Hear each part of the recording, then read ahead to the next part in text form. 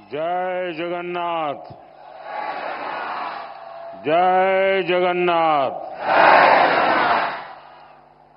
केंद्रीय मंत्रिमंडल के मेरे सहयोगी श्रीमान धर्मेंद्र प्रधान जी, अश्विनी वैष्णव जी, उड़िया समाज संस्था के अध्यक्ष श्री सिद्धार्थ प्रधान जी, उड़िया समाज के अन्य अधिकारी, ओडिशा के सभी कलाकार, अन्य महानुभाव, देवी और सज्जनों, ओडिशार सबू भाइयों भावनी मानकू मोर नमस्कार एवं जोहार। ओडिया संस्कृति के महाकुंभ ओडिशा पर्व 2024 को आसी म गर्भित आपण मानकू भेटी मु बहुत आनंदित।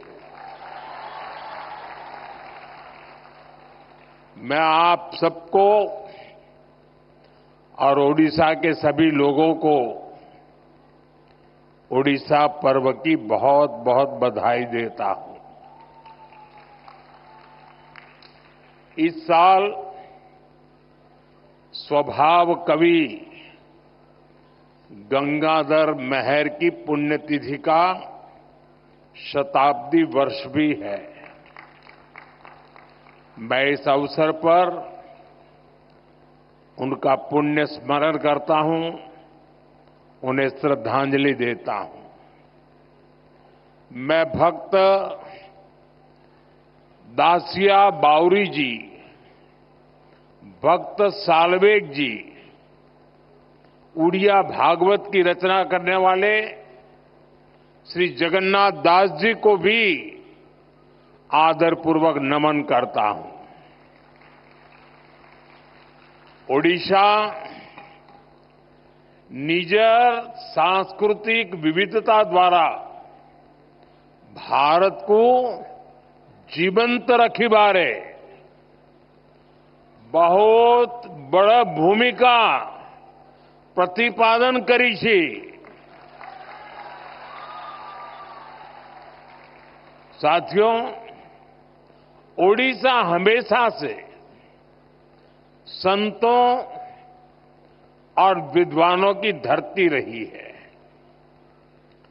सरल महाभारत, उड़िया भागवत हमारे धर्म ग्रंथों को जिस तरह यहां के विद्वानों ने लोक भाषा में घर-घर पहुंचाया, जिस तरह ऋषियों के विचारों से जन जन को जोड़ा, उसने भारत की सांस्कृतिक समृद्धि में बहुत बड़ी भूमिका निभाई है।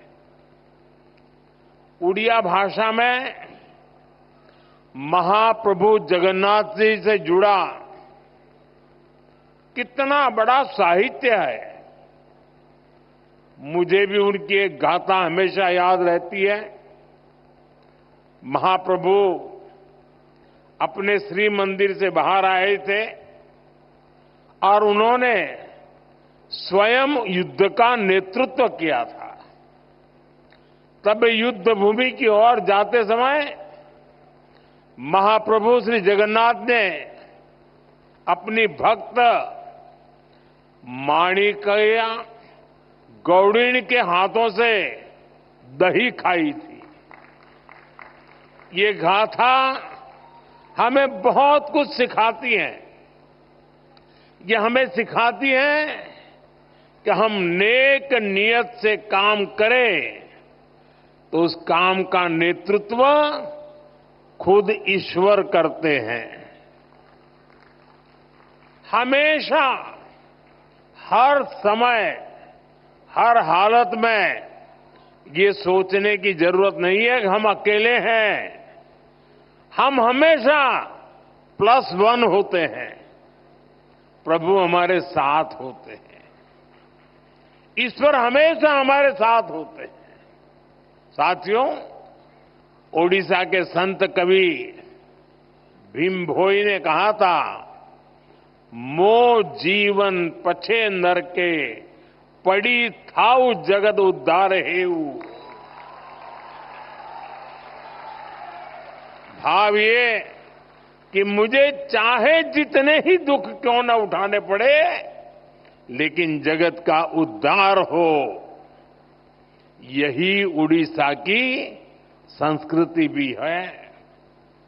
ओडिशा सबू जुगरे समग्र राष्ट्र एवं पूरा मानव समाज सेवा करी छी। यहां पूरी धाम ने एक भारत श्रेष्ठ भारत की भावना को मजबूत बनाया। ओडिशा के वीर संतानों ने आजादी की लड़ाई में भी बढ़ चढ़कर देश को दिशा दिखाई थी। पाइका क्रांति के शहीदों का ऋण हम कभी नहीं चुका सकते। ये मेरी सरकार का सौभाग्य है कि उसे पाइका क्रांति पर स्मारक डाक टिकट और सिक्का जारी करने का अवसर मिला था। साथियों, उत्कल केसरी हरे कृष्ण मेहताब जी के योगदान को भी इस समय पूरा देश याद कर रहा है। हम व्यापक स्तर पर उनकी 125वीं जयंती मना रहे हैं।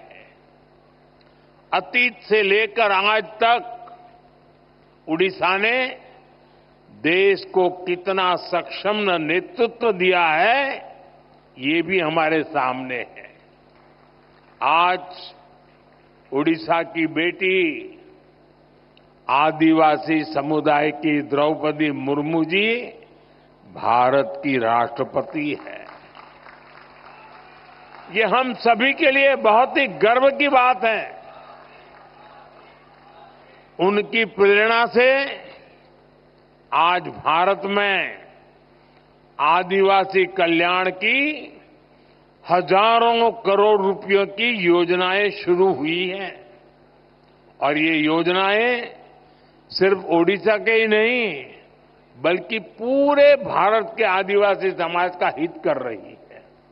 साथियों, ओडिशा माता सुभद्रा के रूप में नारी शक्ति और उसके सामर्थ्य की धरती है।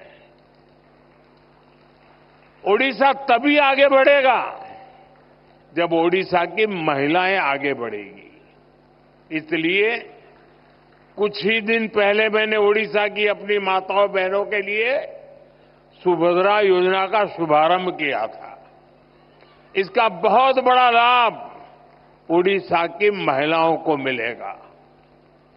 उत्कलर यही महान सुपुत्र मानंकर विषयरे देश जाणु एवं सेमानंक जीवन रू प्रेरणा नेऊ एथी निमंते ए परी आयोजनर बहुत अधिक गुरुत्व रही छी। साथियों, इसी उत्कल ने भारत के समुद्री सामर्थ्य को नया विस्तार दिया था। कल ही उड़ीसा में बाली यात्रा का समापन हुआ है। इस बार भी 15 नवंबर को कार्तिक पूर्णिमा के दिन से कटक में महानदी के तट पर इसका भव्य आयोजन हो रहा था। बाली यात्रा प्रतीक है कि भारत का उड़ीसा का सामुद्रिक सामर्थ्य क्या था। सैकड़ों वर्ष पहले जब आज जैसी टेक्नोलॉजी नहीं थी, तब भी यहां के नाविकों ने समुद्र को पार करने का साहस दिखाया। हमारे यहां के व्यापारी जहाजों से इंडोनेशिया के बाली, सुमात्रा, जावा जैसे स्थानों की यात्राएं करते थे। इन यात्राओं के माध्यम से व्यापार भी हुआ और संस्कृति की भी एक जगह से दूसरी जगह पहुंची। आज ही विकसित भारतर संकल्पर सिद्धि निमित्ते ओडिशार सामुद्रिक शक्तिर महत्वपूर्ण भूमिका अच्छी। साथियों, ओडिशा को नई ऊंचाई तक ले जाने के लिए 10 साल से चल रहे अनवरत प्रयास आज ओडिशा के लिए नए भविष्य की उम्मीद बन रहे हैं। 2024 में ओडिशा वासियों के अभूतपूर्व आशीर्वाद ने इस उम्मीद को नया हौसला दिया है। हमने बड़े सपने देखे हैं, बड़े लक्ष्य तय किए हैं। 2036 में ओडिशा राज्य स्थापना का शताब्दी वर्ष मनाएगा। हमारा प्रयास है कि ओडिशा की गिनती देश के सशक्त, समृद्ध और तेजी से आगे बढ़ने वाले राज्यों में हो। साथियों, एक समय था जब भारत के पूर्वी हिस्से को, ओडिशा जैसे राज्यों को पिछड़ा कहा जाता था, लेकिन मैं भारत के पूर्वी हिस्से को देश के विकास का ग्रोथ इंजन मानता हूं। इसलिए हमने पूर्वी भारत के विकास को अपनी प्राथमिकता बनाया है। आज पूरे पूर्वी भारत में कनेक्टिविटी के काम हो, स्वास्थ्य के काम हो, शिक्षा के काम हो, सभी में तेजी लाई गई है। 10 साल पहले ओडिशा को केंद्र सरकार जितना बजट देती थी, आज ओडिशा को 3 गुना ज्यादा बजट मिल रहा है। इस साल ओडिशा के विकास के लिए पिछले साल की तुलना में 30% ज्यादा बजट दिया गया है। हम ओडिशा के विकास के लिए हर सेक्टर में तेजी से काम कर रहे हैं। साथियों, ओडिशा में पोर्ट आधारित औद्योगिक विकास की अपार संभावनाएं हैं। इसलिए धामरा, गोपालपुर, अस्तारंगा, पलूर और स्वर्णरेखा पोर्ट्स का विकास करके यहां व्यापार को बढ़ावा दिया जाएगा। ओडिशा भारत का माइनिंग और मेटल पावर हाउस भी है। इससे स्टील, एल्यूमीनियम और एनर्जी सेक्टर में ओडिशा की स्थिति काफी मजबूत हो जाती है। इन सेक्टरों पर फोकस करके ओडिशा में समृद्धि के नए दरवाजे खोले जा सकते हैं। साथियों, ओडिशा की धरती पर काजू, जूट, कपास, हल्दी और तिलहन की पैदावार बहुतायत में होती है। हमारा प्रयास है कि इन उत्पादों की पहुंच बड़े बाजारों तक और उसका फायदा हमारे किसान भाई बहनों को मिले। ओडिशा की सी फूड प्रोसेसिंग इंडस्ट्री में भी विस्तार की काफी संभावनाएं हैं। हमारा प्रयास है कि ओडिशा सी फूड एक ऐसा ब्रांड बने जिसकी मांग ग्लोबल मार्केट में हो। साथियों, हमारा प्रयास है कि ओडिशा निवेश करने वालों की पसंदीदा जगहों में से एक हो। हमारी सरकार ओडिशा में ईज ऑफ डूइंग बिजनेस को बढ़ावा देने के लिए प्रतिबद्ध है। उत्कल के माध्यम से निवेश को बढ़ाया जा रहा है। ओडिशा में नई सरकार बनते ही पहले 100 दिनों के भीतर भीतर 45,000 करोड़ रुपए के निवेश को मंजूरी मिली है। आज ओडिशा के पास अपना विजन भी है और रोड मैप भी है। अब यहां निवेश को भी बढ़ावा मिलेगा और रोजगार के नए अवसर भी पैदा होंगे। मैं इन प्रयासों के लिए मुख्यमंत्री श्रीमान मोहन चरण मांझी जी और उनकी टीम को बहुत बहुत बधाई देता हूं। साथियों, ओडिशा के सामर्थ्य का सही दिशा में उपयोग करके उसे विकास की नई ऊंचाइयों पर पहुंचाया जा सकता है। मैं मानता हूं ओडिशा को उसकी स्ट्रैटेजिक लोकेशन का बहुत बड़ा फायदा मिल सकता है। यहां से घरेलू और अंतर्राष्ट्रीय बाजार तक पहुंचना आसान है। पूर्व और दक्षिण पूर्व एशिया के लिए ओडिशा व्यापार का एक महत्वपूर्ण हब है। ग्लोबल वैल्यू चेन में ओडिशा की अहमियत आने वाले समय में और बढ़ेगी। हमारी सरकार राज्य से एक्सपोर्ट बढ़ाने के लक्ष्य पर भी काम कर रही है। साथियों, ओडिशा में अर्बनाइजेशन को बढ़ावा देने की अपार संभावनाएं हैं। हमारी सरकार इस दिशा में ठोस कदम उठा रही है। हम ज्यादा संख्या में डायनेमिक और वेल कनेक्टेड सिटीज के निर्माण के लिए प्रतिबद्ध है।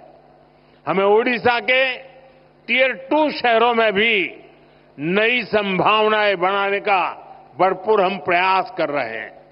खास तौर पर पश्चिम ओडिशा के इलाकों में जो जिले हैं, वहां नए इंफ्रास्ट्रक्चर से नए अवसर पैदा होंगे। साथियों, हायर एजुकेशन के क्षेत्र में ओडिशा देश भर के छात्रों के लिए एक नई उम्मीद की तरह है। यहां कई राष्ट्रीय और अंतर्राष्ट्रीय इंस्टीट्यूट हैं जो राज्य को एजुकेशन सेक्टर में लीड लेने के लिए प्रेरित करते हैं। इन कोशिशों से राज्य में स्टार्टअप इकोसिस्टम को भी बढ़ावा मिल रहा है। साथियों, ओडिशा अपनी सांस्कृतिक समृद्धि के कारण हमेशा से खास रहा है। ओडिशा की विधाएं और किसी को सम्मोहित करती है, हर किसी को प्रेरित करती है। यहां का ओडिसी नृत्य हो, ओडिशा की पेंटिंग्स हो, यहां जितनी जीवंतता पट्टचित्रों में देखने को मिलती है, उतनी ही बेमिसाल हमारे आदिवासी कला की प्रतीक सौराज चित्रकारी भी होती है।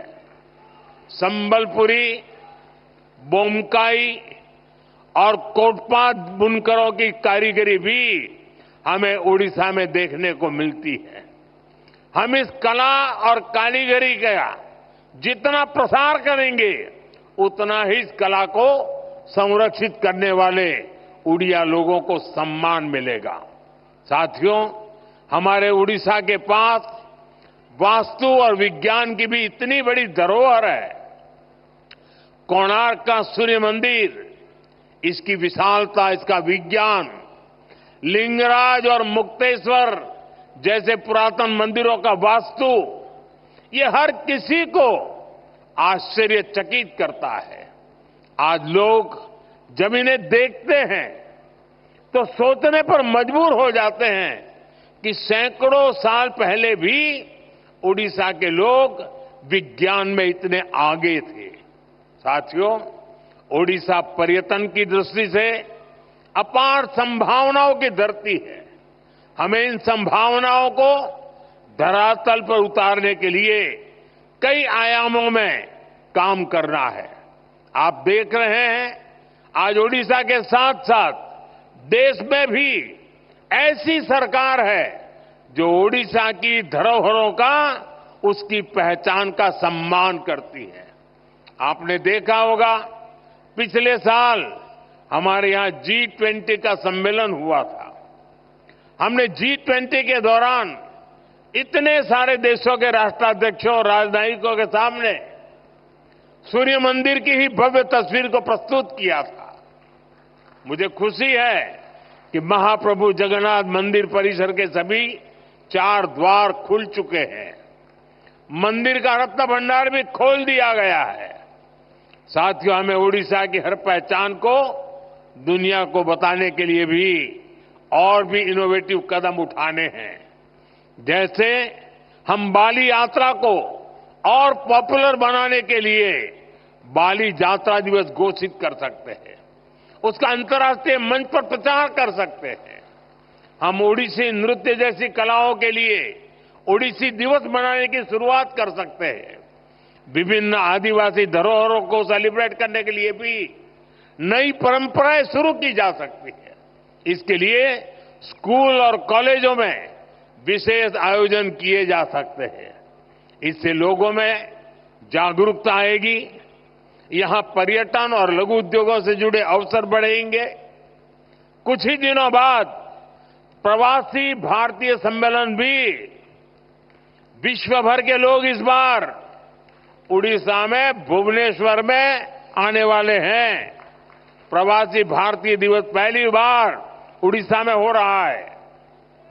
ये सम्मेलन भी उड़ीसा के लिए बहुत बड़ा अवसर बनने वाला है।